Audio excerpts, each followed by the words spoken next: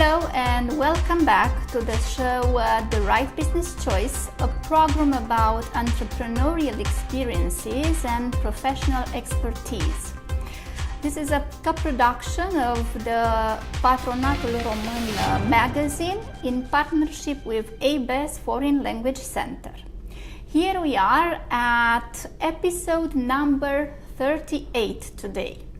We will speak about the employee of the future, and for this we have invited a special guest, namely Gerard Koolen. Welcome, Gerard. Thank you. Gerard is the group managing partner at LUGERA, the People Republic. Now, Gerard, before going into our topic of the day, the employee of the future, I would like you, for the ones who are watching us right now and who do not know you at all or too well, to tell us a few things about yourself. Good. Aura, thanks a lot for inviting me. It's great to be here. I'm Gerard Koolen. I am from the Netherlands, born in Amsterdam a long time ago. I hardly remember. And I moved to Romania, or we started in Romania in 2001, and I moved to live here in this wonderful country around 4 years ago. Really? So LUGERA started in Romania. This was the first country that you entered? In 2001 we started in Romania, but in 1996, so 29 years ago, we started in a little town in Slovakia, Trenčín, with two Slovak friends. Not in the Netherlands? No. No. We are not a Dutch company, basically. Okay, I can understand. Coming back to you a little bit, why this field? Why HR? Why human resources field? I stopped working in Slovakia for a Dutch company, and with two of my Slovak friends, we thought, what shall we do? And we were in the shoe business, and so this we thought, was year in 1996. 1996, okay. And then we thought, what do we like to do? And our passion was helping people. And we thought, how can we best help people? If you have a good job, you have a good life. So this is exactly. So we wanted to change the lives of people for the better. So we thought, if we can get people a better job, we help people really forward in their lives, and that's what we did. Okay, in this way you can influence even the work-life balance. Totally. In lots of families, I suppose. Yeah. Okay, wonderful. Now, coming back from traveling, in fact, from 1996 to 2025, what would be the recent changes in the human resources field? Well, there are now a lot of changes, but in the 29 years that we were working, basically you've seen we had millions of changes. Although now I think with the upcoming artificial intelligence and machine learning, probably we will see in the coming years some bigger changes. But if we look at today, no big changes are still here, although you hear everybody talking about a lot of stuff going on. The emotions at the interviews are the same. Yeah, totally. Okay. Speaking about emotions, speaking about candidates, what do candidates want today? What truly motivates them? Yeah. How do you gain their trust? What motivates them is that I would say that the modern candidate is more critical towards the work or towards the employer, but still, number one is most of the time still the salary. Okay. Because although people love the employer, like the job, but if the salary is really much below what they expect, they won't go for that. So still salary and remuneration, the entire package is still extremely important. I can say. What mistakes do companies usually do when they try to attract candidates? There is one major mistake basically all companies make, and that is the way they handle their interview processes. In recruitment, time is the enemy. The longer your interview process is, the longer it takes for you to hire a person, the more difficult it gets to get people, because people don't wait for companies.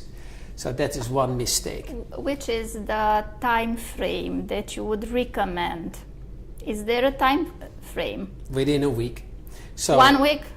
So Okay. when you interview a person, basically you should make the decision on spot. Yeah, we like you, we hire you, here is your contract. The process is getting goes faster and faster, because candidates who are looking for another job, you have to understand that the labor market is now very transparent. So people immediately have another job opportunity, especially the very good people. So that is one mistake most companies make. Their process is too slow, it's just too traditional. They think too much. It has to go much faster, and the people who interview should be able to make decisions on spot. I wouldn't have thought about this frame time, only 1 week. Or faster. Even faster? Yeah. Okay. Most people apply to more than one job at the same time. But maybe some of your clients, the human resources managers, maybe they are a little bit afraid to to make a decision so quickly, even if they like the candidate. How do you motivate your client, the human resources manager or the manager himself, herself, to do it so quickly? Well, we are, of course... Maybe say, let's think a little bit, let's, investigate the candidate more, let's find out more about the person. How do you motivate them, and how do you help them if you do this? Well, we motivate them because we are consulting them. So if we introduce candidates, we introduce them because we are convinced that they qualify for the job. If normally you introduce 2-3 candidates, and those are then the best people we can get. So if there are good people amongst these, you have to make the decision immediately. The second mistake companies make is that they think that you can't get the people anymore they need. So there is a lack of people. That's also a problem for a lot of companies, that they think they can't attract the people. Why would they think so? Because they advertise, they don't get people, and usually we see the opposite. There are enough qualifying people, but companies are not able to offer the appropriate salaries or other remuneration packages. So if you don't adjust to the present market conditions, to the labor market, then you can't attract the right people you need. And what I see is that companies let people go, then they have to recruit new people. Those salaries are always higher than they were used to pay. They are not willing to adjust, and then they have, for a longer term, a lot of vacancies. And they lose business. They lose business. Salespeople, you lose sales. Purchase people. So you have to move fast. You have to adjust. Yeah. Okay. So speed is what you usually recommend to your clients. Yeah. Be fast. Be fast. Okay, I can see. Now, let's leave a little bit apart the clients, LUGERA's clients, and let's focus a little bit upon the LUGERA team. about your colleagues. How do you keep your teams motivated? Yeah. Because this is the other side of the story. Yeah. Well, I have to confess, we can't keep everybody motivated. Okay. Right? And I think for a big part, motivation should come from within. Right? So then the question is, how do you attract motivated people? Good. And what I do with hiring my direct colleagues, which are general managers and C-level positions, is that I'm not telling the people what it is we want to achieve and what they have to do in our company. I'm asking, what is it what you want to achieve in our company? What are your professional goals? And if I'm convinced that their professional goals are aligned with our goals, you have a great match. Secondly, is this usually discussed before in the interview stage? Before the hiring decision. Okay. So that's a very interesting question. I ask them what it is they want to achieve. If that is in line with us, what we want to achieve, we probably make a good match. The second thing is that I will then tell them what it is we want to achieve and if they are comfortable with that. If that is so, we have a great, we share common goals, we make the hiring decision, and then the next step is what I strongly believe, you have to support your colleagues in order to be massively successful. Massively. Very successful, so that they can excel. And how can you support your people to excel is by giving everything they need. You give them all the tools, you give them all the support you can possibly give. So that they feel supported and that they can achieve their goals. And if they can achieve their goals, we can achieve our goals because they are aligned.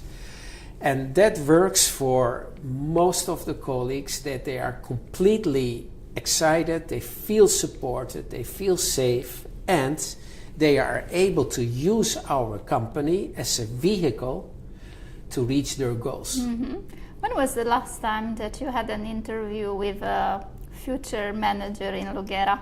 4 weeks ago. 4 weeks ago, yeah. And okay. we decided. And you're smiling. We decided not to work together. Okay. Yeah. Going back a little bit back in time, which would be the difference between the interviews which happened 10, 15 years ago and the interview that are on spot nowadays? Yeah, there is a big difference. Which one? Because I an couldn't interesting imagine. difference. Excuse me? I couldn't imagine any differences. What could it be so different? Well, people, of course, always asked about your working experience, what you did. Yeah, okay. But I remember that many of our clients always asked, why should we hire you? Yeah. That's still a good Okay. question. And that one with what are you going to do in 5 years?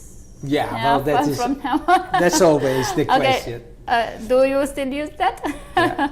But the biggest When I was difference. very young, I was so afraid of that question. 5 years. Oh my God. Yeah, I have no Ask clue. me for the next 5 weeks, maybe. Don't even ask me what I do tomorrow. No, so the question was those days, why should we hire you? Still, that is a good question, but now every employer should be ready to answer the question, why should I work for your company? And many still big arrogant companies are not able to answer that question or are not even willing to answer the question because they think, well, we are. So don't ask that question. But that is the question, that is the difference that people didn't ask 10 or 15 years ago. So, in a way or other, the candidate's attitude could be considered a big difference. More critical to where they would like to and work. more open. Yeah. So you see that candidates select companies on being sustainable, all-inclusive, but also advanced in the technology you can work with. So people, many people would like to work less. Like 10, 15 years ago, I would say most people were willing to work much more hours than the new generation, although that's not completely true. You still have people who really go for it. Okay, but what do you mean they want to work less? They would like to have a part-time job or what? Well, in Holland you see now that a lot of people work part-time, men and women, 3 or 4 days a week. Okay. Just because they mix jobs, or just because they really want to have free time for their own hobbies and families? Yeah, because they can. They have the opportunity to work less. So many people do that. So we started in Holland with a 36-hour week. Okay. And now you see a lot of people work 4 days, but 10 hours. Or 4 days and even less. Is it a good formula? Because all in all, we are speaking about 40 hours too. I mean, there's not such a difference. Is it a good formula for the companies? Yeah, in Holland also many people work part-time, so just 50%. You just have to employ more people working part-time. So in Holland that is, well, what I see, much more flexible and much more options you see how people work than in Romania, which is still more traditional. Yeah, traditional, because people usually work 8 hours per day. Yeah, I think that's the most common formula. Yeah, totally. And the labor legislation in Romania is not flexible. That is why people are forced to work the way they now are working. Speaking about the labor legislation, what could we improve here in Romania in order to adjust it to what is going on, for instance, as you said, in Holland? Which might be 2-3 important aspects that could be improved or added in order for us to be more flexible. What do they have and we don't? In Romania, in other countries where you work, where you have operate with LUGERA. In East European countries like Romania, Slovakia, Czech Republic, government, the Ministry of Labor, still thinks they have to protect people by promoting employment by companies, not by agencies, for example. In the Netherlands, employment is super flexible, so you can hire people with a 0-hour contract. What does it mean? People work for 4 hours and they stop, and then maybe the day after they work 2 hours, which is fabulous for people because they are very flexible in the work, and it's great for employers because they don't have to commit immediately to a labor contract. And you see in all the economies in the world that the more flexible employment is, the lower unemployment is, the better the economy is. So East European governments try to fix it in order to protect the employee, but they don't do that. The result is just the other way around. The result is the opposite, because companies are afraid to commit long term if they have a startup. Yeah, of course. So you can't know how long you need people. So the more flexible employment is, the better the economy is. And in Romania, they are just doing the opposite. And that is killing their own economical potential. Okay, maybe somebody can hear us now. And let's hope for the best. We had a chat once with a Minister of Employment. We told him, but they don't buy it because politically it is not a great statement. Yeah. So they use, we protect all the employees, we protect you people, vote for me. Okay. But so it is a political correct thing to say, but the practice shows differently. Even in the people's wages. Yeah. Yeah. Now, you remember the question with involving the next 5 years. Let's play a little bit with it, but in another context. Where is the HR field heading in the next 5 years? I mean, in terms of, for instance, AI. Yeah. Everybody is speaking about artificial intelligence at this point, and we can really see that it keeps interfering even in the human resources field. Yeah, totally. There is a lot going on in HR applications. We have built 2 applications, recruitment applications, which they are full with machine learning and artificial intelligence. We've invested more than 1.2 million euro in it. Well, what the future will bring is that a lot of repetitive, boring tasks which recruiters and people don't like to do, to read the CVs, will be taken over by machines. And by machines I also mean AI. So people will have to do less data entry and reading less, because we are already having a matching tool which can read tens of thousands of CVs in a split second. It doesn't matter the language anymore, and it can match CVs with vacancies in a split second. And what that application is doing, not even 100 people full-time could do that faster and better than this machine, right? So that is AI. The second thing what is going to change is the classical interview. We are now having a project for a big client in Germany, and we are recruiting salespeople for them, right? But they want only high-performing salespeople. So we have done a CV analysis, and very complex CV analysis, of course with AI, with the help of AI, and we have discovered the exact profile of a high-performing salesperson. We combine that with a personality test of a job match. That's a Swedish company. These 2 scores we put together, and then we know nearly for sure that if the person reaches a minimum score, that person will be a high performer. So we are not even interviewing these people anymore. They will get a hiring decision only based on the score. We have not met the person. We have done 1 analysis and 1 personality test. So personality test and CV analysis. Yeah, a complex everything one. Powered by artificial intelligence.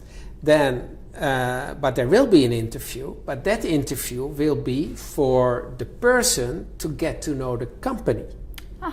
So they will get company presentations. They will still get a nice day of a kind of talking with each other and getting to know each other. But the hiring decision is already made without an interview. So that is the technology we already have at this moment. And we can predict that the person is a top performer, which until today has not been possible to know for sure, okay, this person will be good. Yeah, but speaking about your client, weren't they reluctant in the beginning to tell them that you are going to hire 10 persons for them without them knowing them in advance? Meeting them? A lot of people in that company don't like the idea because they think they have to have a lot of interview rounds. Correct? Okay. And that is the problem with AI. And we have these very advanced recruitment applications right now. And although everybody's talking about we want AI, the moment they have it, they are so afraid of it that nobody wants to apply it. So with this client, we were lucky enough that the top management went for it. Yeah, because they were too tired of the classic way of doing things. Because if you make a recruitment error, for them, every recruitment error costed 18,000 euro. And many HR managers have no clue what the cost is of a recruitment error and what the cost is of a low-performing person. So if you make the calculation, then you say, okay, guys, we lose so much money, we really have to do something. Our solution is relatively very cheap because they lost 1 million euro every year on recruitment errors. So what do we mean recruitment errors? So basically recruiting people who in the end didn't fit. Yeah, a recruitment error is you onboard a salesperson. Okay, so you spend money, you spend time, energy. Training 2 days, you buy equipment, Yeah. then they go out into the field, they sell nothing. Okay. And instead of a person who could sell a lot, so that cost was A lot. 18,000 per one person. Okay. So it was easy to make them accept, to say so, to convince them. If you know what it cost you, you also know what you can invest in order to solve the problem. Is this method a reliable one in order to start applying it for most of your clients? Yes, you can apply it in every company. So whether it is for IT people, for operators on the production line, whether it's for a shared service center, it doesn't matter. For banks, we have applied this system also for banks, for big departments, where there was a lot of personnel turnover. Well, what you don't want is personnel turnover, because you train people, they leave.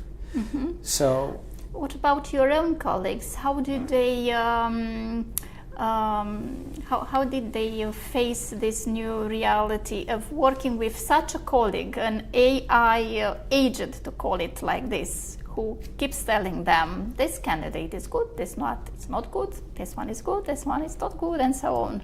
So because these programs seem to be a kind of colleagues for you. Yeah, our colleagues don't trust it. Really? So even if they can follow a fully automated process, they still go manual through it. To check. And yeah, so it just is a matter of time and trust that you see, wow, the machine is really helping me and doing a good job. I remember myself when I was very little. I was about 7 years old, and my father brought me a usual calculator for maths, for making additions. And I was at the point when I was learning 20 plus 25 equals I don't know, and I started doing it on my notebook, and then I used to check it with the calculator, and I said, oh, this is good. No, it is not possible. Let's do more. And that was the period in my life when I was a kid when mathematics was really my passion, because I wanted to check if the device really does it in a very good manner or not. Yeah. So that was funny because people still try to gain confidence in these programs and devices. The machine makes mistakes, so AI always makes some mistakes, right? So, but it makes less mistakes than people. But still, all the AI applications you see, they have a certain error level. And and we are of course at the beginning, so it will be less and less, because whenever we discover an error with machine learning and with AI, that error is corrected and that error will never be made again. Right? So we have people who the developers, the data training people, who train the data again and improve the quality. So there is always still, with machine learning and AI, there are a lot of people involved to improve it. Okay, I can see. Very, very interesting. Now, what advice would you give to a young person wanting to start his or her career in HR today? Well, I would always advise, start your own recruitment agency and partner with me. So let's start your recruitment agency together. So I can help you to scale up your company very fast. We have the good tools and we have the experience. I mean, when we started in 1996, we did 45,000 euro of revenue for the first year. 45,000.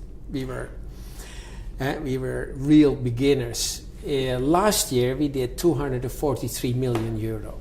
Wow. And that took us 3 decades to reach that.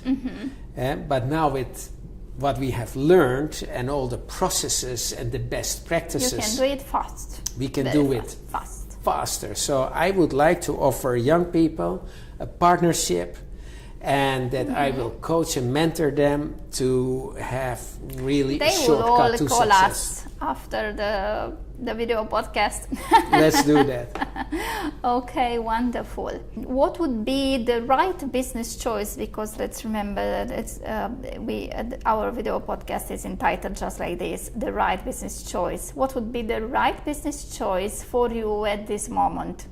The right business choice is for us that we, besides our recruitment companies, we develop those 2 recruitment applications, which we are happy to share with any other recruitment agency.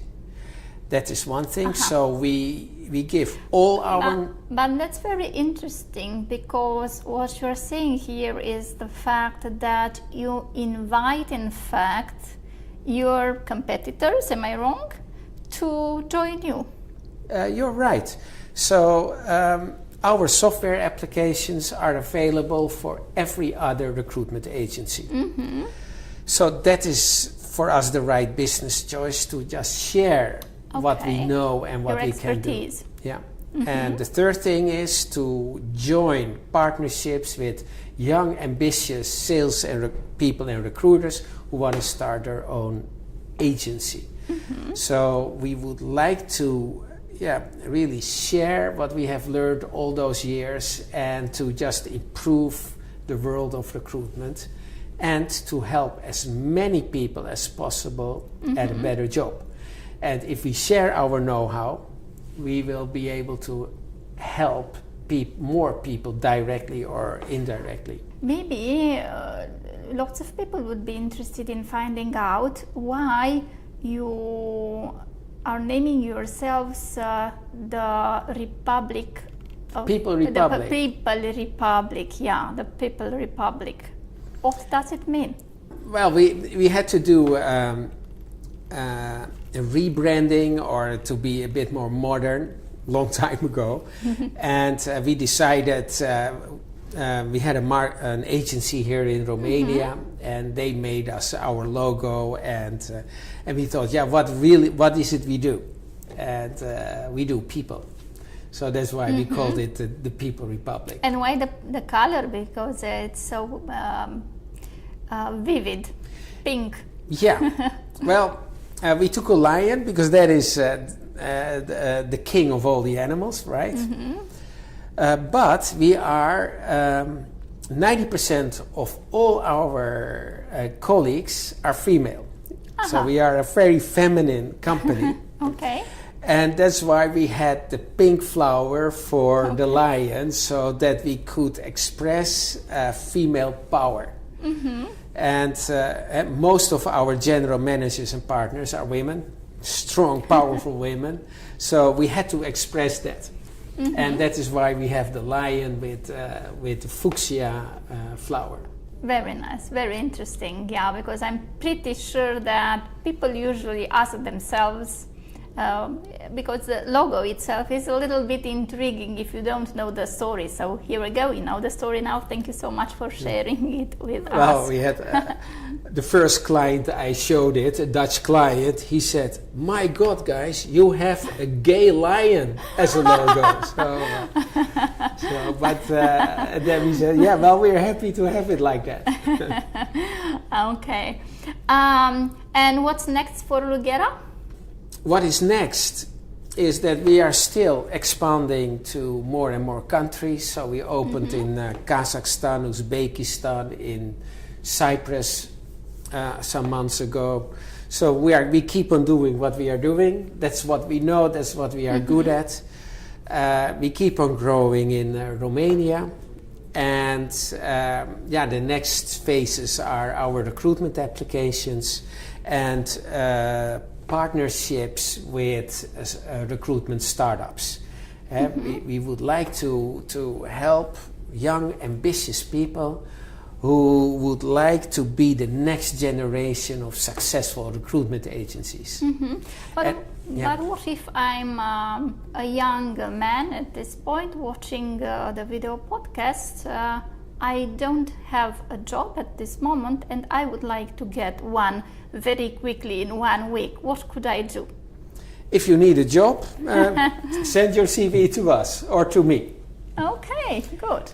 And you can find me on LinkedIn. Yeah, that was the next question. Where can we find you on LinkedIn, and your colleagues? I have my email address there. You can find my telephone number there.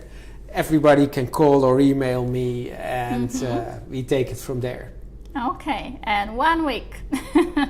And the person could find a job. Absolutely, and we have this very cool application. So you upload your CV, and within a couple of seconds, we find you the 30 best jobs in Europe.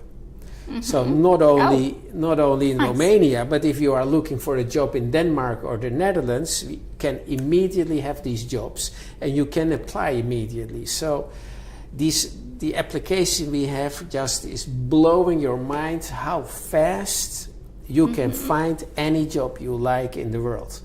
Okay, wonderful. So, as you could hear, the right business choice at this moment is to be fast. So don't forget this word, fast. Yeah, this is a very important word. Yeah, nowadays. Yeah, speed. Be fast.